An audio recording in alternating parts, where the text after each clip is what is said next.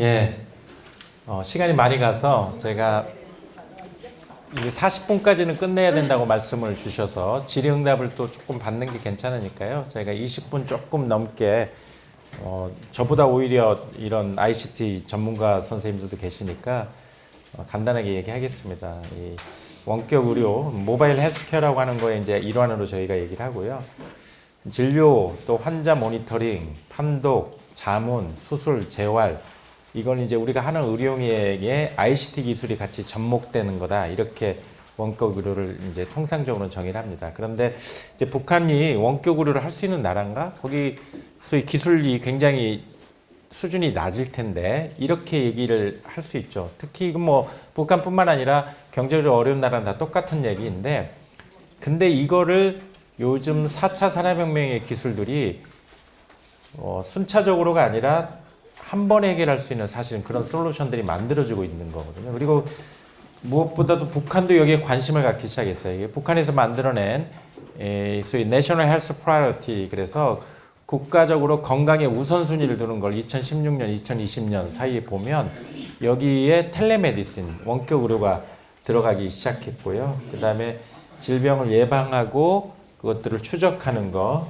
여기 보면은 이 건강 관련해서 일하는 헬스 워커들에게 기술적인 경쟁력을 증진하는 거. 그래서 이 ICT와 관련된 내용들이 북한의 우선순위에 이제 들어가기 시작했고요. 그럼에도 불구하고 북한의 이제 원격 의료의 한계는 분명하죠. 핵 개발, 대북 제재, 이거 피해갈 수 없죠. 아까 말씀드린 컴퓨터와 관련된 장비 일체 못 들어가는데 이게 ICT에 굉장히 필수적인 거니까요. 그리고 기본적인 의료 인프라 미비하다는 거 아까 말씀드렸고요. 원격 의료의 기술적인 인프라도 부족하죠. 인터넷 접근성 좋지 않고 통신 기술 수준도 당연히 좋지 않고요. 그 다음에 무엇보다도 이것들을 개발할 수 있는 자본과 첨단 기술력이 부족하고, 북한 한 2,500만 명이 상대적으로 작은 시장 규모다. 이것도 한계다고 얘기할 수도 있습니다. 그런데 가능성도 있죠. 북한의 아까 말씀한 주 관심사다. 북한은 이제 당이 결정하는 나라이기 때문에 위에서 결정하면. 근데 이제 단번 도약이라는 말을 쓰거든요. 단번 도약. 단번에 도약하겠다.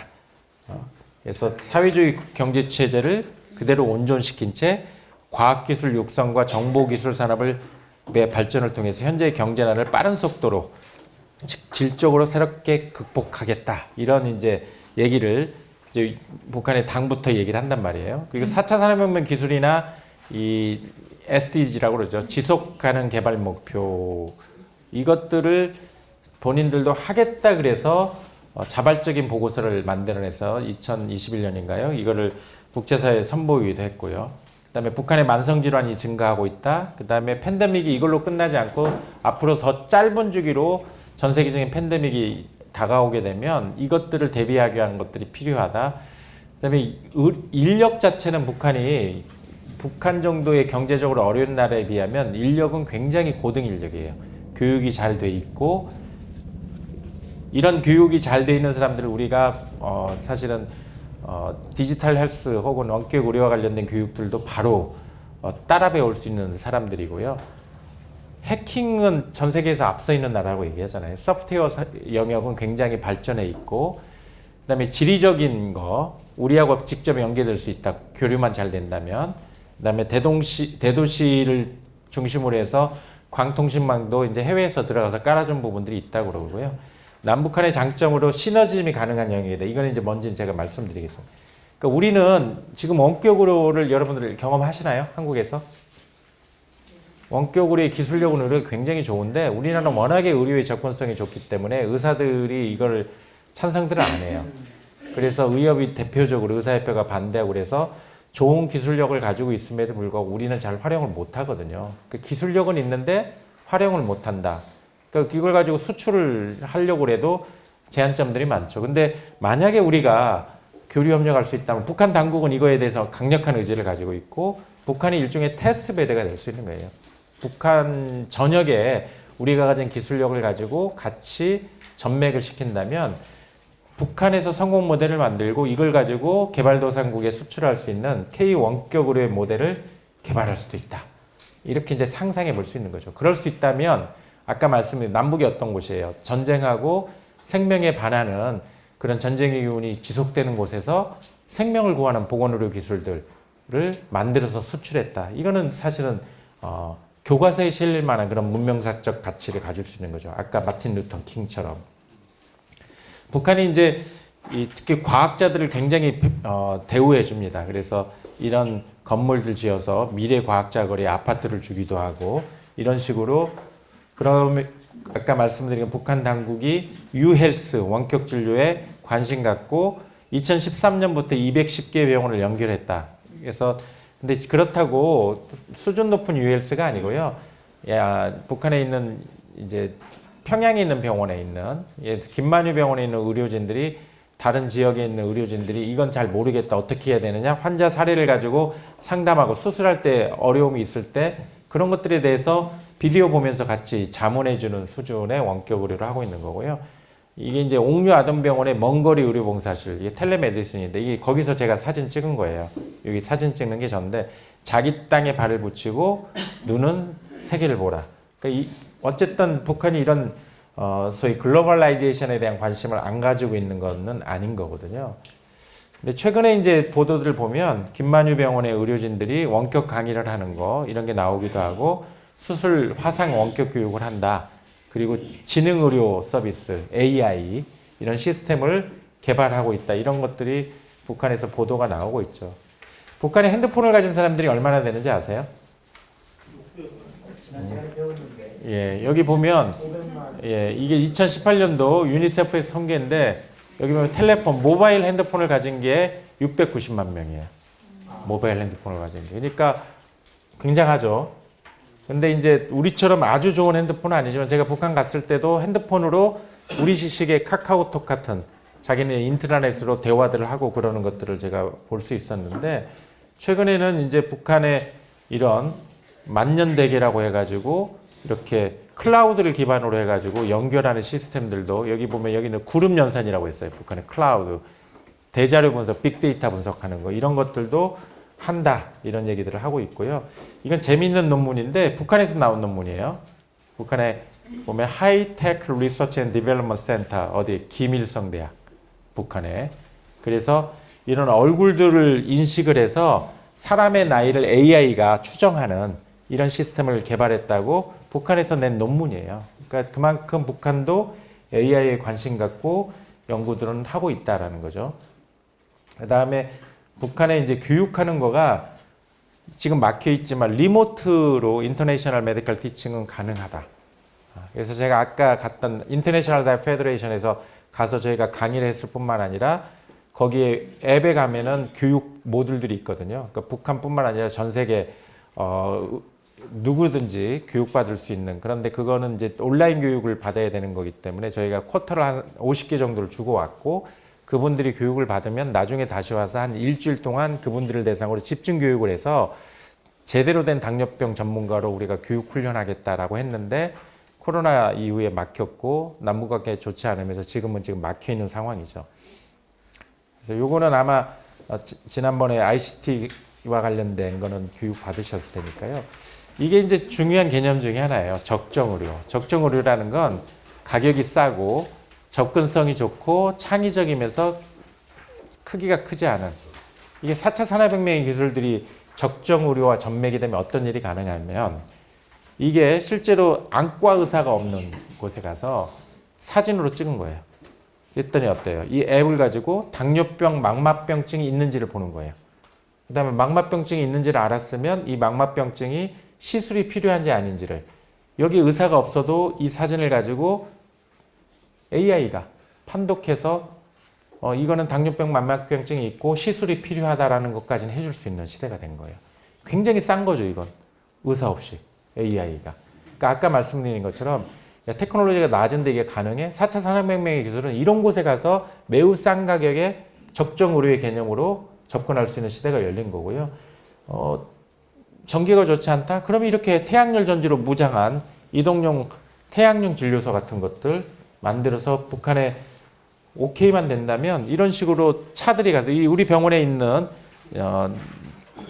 버스거든요. 저희가 2대 이런 무료 검진할 수 있는 버스가 있습니다. CT도 있고 초음파도 있고 뭐 안과 검진도 가능하고 산부인과 진료도 가능한 이런 것들을 차를 몇 대를 묶으면 수술까지도 가능한, 그리고 실제로 의료진들이 일부만 갔어도 원격으로 우리 고대병원에 있는 의료진들이 상담하고 도와줄 수 있는 것들이 가능한 AI 코칭도 가능하거든요. 여러분 이 스마트폰 가지고 지금은 아마 이 혈당 모니터링 하는 거 해보신 분들이 있을 거예요. 5분마다 혈당 모니터링 하는 게 이 핸드폰에 다 모이잖아요. 그러면 빅데이터는 다른 게 아니에요.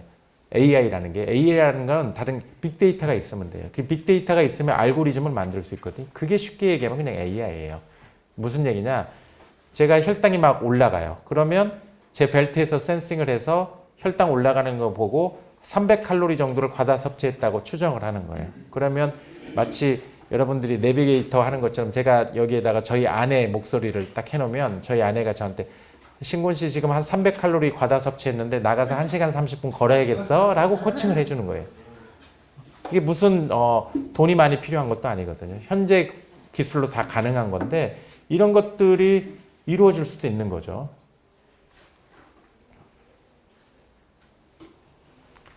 그래서 환자가 만들어내는 여러 가지 그 건강 데이터를 가지고 AI가 데이터만 모이면 AI는 얼마든지 알고리즘을 가지고 역할을 할 수 있다. 근데 이 빅데이터가 결국 모이는데 중국만큼 빅데이터를 많이 모으는 데가 없죠. 거기는 인구가 뭐 13억 그렇기도 하지만 또 한 가지는 뭐예요? 데이터를 모으려면 여러분들 내 얼굴을 아무 데서나 사진 찍어서 데이터로 모으겠다 그러면 동의하실래요? 안 하죠. 한국에서는 그런 연구를 못 해요. 중국은 어떻겠어요? 다 사진 찍. 그래서 이제 앞으로는 중국 들어갈 때 무슨 여권 이런 거 안 해도 되는 시대가 어떻게 해요? 그냥 가면 알아서. 왜 그래요? 거기는 프라이버시 문제라든지 윤리적인 문제 때문에 기술을 제한시키지 않아요. 당이 결정하면 안 돼. 그래서 중국 같은 데가 되게 대단한 거예요. 엄청난 빅데이터들이 규제하지 않고 AI 산업 무함 융합할 일당을 중심으로 조직하는 사회니까 어때요? 당이 결정하면 한다. 이거 어디가 그래요? 북한이잖아요, 이게. 그래서 사실은 북한이 빅데이터 연구가 기술만 뒷받침된다면 굉장히 빠른 시간 내에 이루어질 수 있는 거고 알파고 안 부럽다. 중국 AI 축지법 쓰듯 미국 추격 그랬는데 드디어 인공지능과 관련된 논문이 미국을 넘어서기 시작했어요. 이거 엄청난, 그래서 사실은 중국의 AI가 사실은 굉장히 기술적으로 발전돼 있지만 위험할 수 있는, 그래서 저희가 AI 규제 이런 얘기할 때 중국이 그거를 동의하고 같이 쫓아와 주지 않으면 이 AI가 앞으로 양날의 칼이 될 수 있는 거거든요. 근데 엄청난 돈을 쏟아부으면서 당이 결정하고 아까 얘기한 것처럼 프라이버시나 윤리적인 제한 없이 그냥 막 하니까 엄청난 속도로 그냥 발전하고 있는 거죠. 근데 이 북한이 중국 모델로 갈지 아니면 또 베트남과 같은 모델도, 베트남도 디지털 헬스가 굉장히 빠르게 성장하고 있는 거예요. 이것도 기본적으로는 당이 결정하면 하는 것들이 갖춰져 있는 거니까 이런 게 사회주의권 국가들이 AI나 아니면 원격으로 이런 것들이 굉장히 빨리 발전할 수 있는 토대를 갖추고 있다. 기술력만 잘 보완이 된다면. 그 기술력은 우리가 가지고 있으니까 이 영역은 남북한이 협력하기에 좋은 꼭지다. 이렇게 얘기할 수 있고요. 아까 제가 말씀드린 것처럼 저희가 2022년, 2026년까지 보건의료 협력을 위한 중장기 전략행동 계획을 수립했지만 남북 관계가 막히면서 하나도 못하고 있죠, 지금. 이건 이제 사실 논문으로도 저희가 냈고요. 아까 제가 말씀드렸던 왜 한반도 관광 공동체인가, 공감, 위험 관리, 공동 번영의 측면에서 얘기를 하고 저희가 이제 키워드들을 포괄적으로 접근하고 지속 가능해야 되고 근거 기반으로, 그리고 국제 남북 협력이 조화가 이루어져야 되고 인도적 지원과 개발 협력이 함께 가는, 그러면서 요런 이제 용어를 만들어서 저희가 하이브리드 아시잖아요. 이질적 존재가 만나서 새로운 가치 창출. 그래서 저희가 헬스 시큐리티, 건강 안보를 위한 환경을 조성하는 거, 그다음에 질병의 버든 오브 디지즈를 줄이는 거, 북한의 리질리언스를 증가시키는 거, 회복 탄력성이죠. 이노버티브한 R&D를 하는 거, 지속 가능한 시스템을 만드는 거. 이게 앞자들을 따서 하이브리즈가 협력 영역, 이 5가지 협력 영역별로 목표들을 쭉 제시를 했고 이것들은 그냥 넘어가겠습니다. 여기에서 ICT와 관련된 내용들, 환경보건위기 공동대응체계, 동북아 기후위기, 이것도 남북한의 기후의 문제, 우리가 공동대응 협력하려면 시스템들이 만들어져야 되고 한 라인이 만들어지고 모니터링한 그래서 정보가 공유되고 이게 ICT 영역들이거든요. 이런 것들이 필요하겠다. 신종 감염병 공동 대응하는 체계를 만드는 것들도 그 다음에 진단 감시 체계 이런 건 실시간 모니터링해서 어디서 질병이 생기면 그것들을 바로 모니터링하고 전국에다가 그것들을 정보를 뿌려주고 우리에게도 공유하고 이런 식의 것들이 이게 다 ICT와 관련된 부분들이죠. 근데 이게 지금 남북 대북 제재 상황 속에서는 이루어질 수 없는 거고요. 의료기관의 정보화 협력하는 것, 먼거리 의료체계, 기자재 기술 지원하는 거, 그다음에 우리 병원에 보면은 지금은 다 전산으로 데이터를 입력하거든요. 수기로 쓰는 게 없잖아요. 이런 것들을 일렉트릭 메디컬 리코드를 기반으로 하는 거를 개발 협력하는 거, 또 ICT 기반의 국가 보건정보체계 데이터를 모아서 통계를 만드는 게 중요하거든요. 그와 관련된 전문가 역량 구축하고 관련 통계 소프트웨어 이런 것들이 활용될 수 있도록 기술적 재정적 지원하는 거, 또 혁신 기술에 기반한 적정 기술 개발하는 거. 아까 말씀드린 적정 기술 테스트 베드로 북한이 타당한지를 하고 확인하고 저희가 우리나라의 첨단 기술과 북한의 적정 기술을 융합하는 연구를 하는 거 이런 것들 해보겠다. 그런데 안타깝게도 지금 아무것도 못하고 있는 상황인데 그럼에도 불구하고 우리가 뭔가는 준비를 해야 되는데 아까 초반에 말씀드린 것처럼 좋은 의료인이 되는 첫걸음은 환자의 아픔과 고통을 상상하는 것에서 시작하는 거다. 그래서 환자의 고통과 아픔, 북녘 땅에 있는 특히 취약계층의 고통과 아픔을 상상하는 거. 분단된 한반도가 70년 된 중증 만성 질환자라는 표현을 썼고요.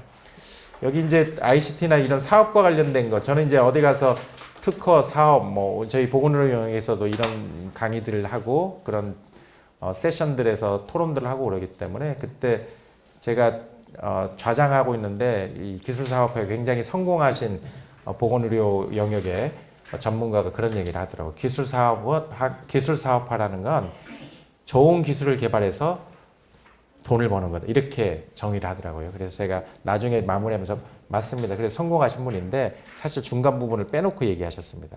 기술을 통해서 돈을 벌려면 그 기술이 사람의 마음을 사야 된다. 사람들의 힘든 부분들, 고통의 문제, 그게 언맨 니드거든요. 그 페인 포인트를 가지고 그걸 극복하기 위한 기술을 개발하면 그게 셀링 포인트가 되고 기술 사업화가 되는 거다. 결국은 사람의 마음을 사는 기술을 만드는 게 중요하다. 이 얘기는 뭐냐면 우리가 북한의 보건의료 영역에서의 언맨 니드, 페인 포인트가 뭔지를 고민하고 그것들을 극복하기 위한 대안들을 만들어낸다면 그게 바로 사람의 마음을 사는 기술이 될 것이다. 비즈니스 모델이 될 것이다. 자, 훌륭한 리더를 여러 가지로 정의할 수 있지만 저는 이제 보건의료의 입장에서 보자면 타인의 마음을 이해하고 타인의 고통을 내재화한 사람. 이게 사실 쉽지 않은 거죠. 저건 어떤 의미에서는 타인의 고통과 아픔이 내 것이 된다라는 거는 인간의 본성에 반하는 거니까 인간의 본성을 넘어서는 인간 한계에 도전하는 거. 저는 그게 보건의료인의 사명이라고 생각하는 사람인데요. 그런 사람이라고 한다면, 그런 의사라고 한다면 훌륭한 리더라고 얘기를 할 수 있겠죠. 이 책에 이렇게 나와요. 무엇을 생각하면 견딜 수 있나?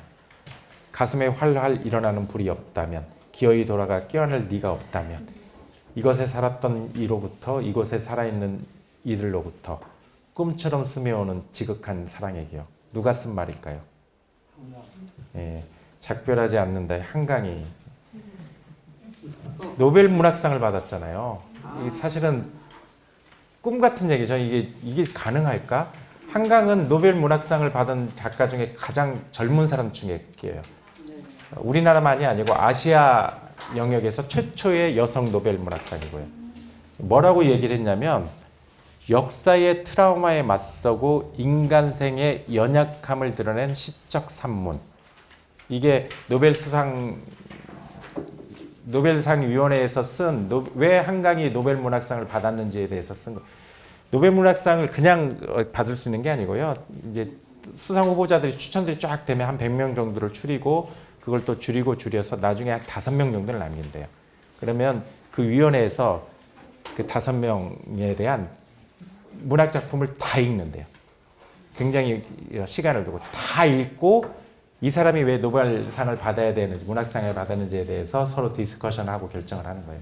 그리고서 나온 얘기가 요건 거예요. 여기 보면은 역사의 트라우마가 뭐겠어요? 한국 사회가 경험한. 그래서 이 한강은 역사의 트라우마를 남의 걸로 생각하지 않고 그거를 마치 자기가 당하는 경험처럼 그 속에서 인간 삶이 얼마나 취약하고 연약한지 그래서 되게 남의 아픔이 아니고 그것들을 그래서 이 한강의 책들 보시면 아시겠지만 읽기가 쉽지 않아요. 고통의 문제를 묘사하는 게 너무 실감나게 마치 자신이 당하는 고통처럼. 근데 이거를 또 굉장히 시적으로 썼기 때문에 시적 산문이라는 표현을 썼거든요. 근데 이런 거가 사실은 그래서 저는 좋은 리더는 타인의 고통과 아픔을 남의 걸로만 생각하지 않고 내 안의 고통으로 나의 고통으로 내재화하는 거. 그게 마치 한강이 노벨 문학상을 받았던 이유가 됐던 것처럼 그리고 지금은 되게 힘들고 어려운 상황이긴 하지만 그럼에도 불구하고 마틴 루터 킹이 꿈꿨던 그런 아름다운 미래 흑백의 갈등, 차별이 있을 때 우리 아이들이 손을 잡고 뛰어넘는 상상을 그리고 언젠가 그 꿈이 현실이 되었던 것처럼 저희가 그런 미래를 꿈꾸고 예측하고 만들어낸다면 그런 담대한 상상이 한반도의 상황들도 좀 바꿔낼 수 있지 않을까라는 생각을 합니다. 그래서 제가 한반도 건강공동체라는 표현으로 얘기했지만 생명이 그곳에도 있고 이 생명이 서로 이어지고 서로 기대고 있다. 그리고 원격 진료라는 게 바로 그런 생명의 이어짐을 만들어내는 생명을 살리는 기술이 될 수 있다. 이게 마지막 슬라이드인데요. 이걸 보면 북한의 전력 사정이 굉장히 좋지 않다라는 걸로 보통 얘기를 하지만 평양은 그나마 낫다.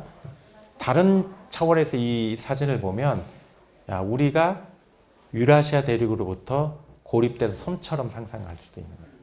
만약에 이 유라시아로 연결되는 북한이 우리가 연결이 될 수 있다면 우리가 고립된 섬이 아니라 유라시아 대륙으로 나갈 수 있는 거죠.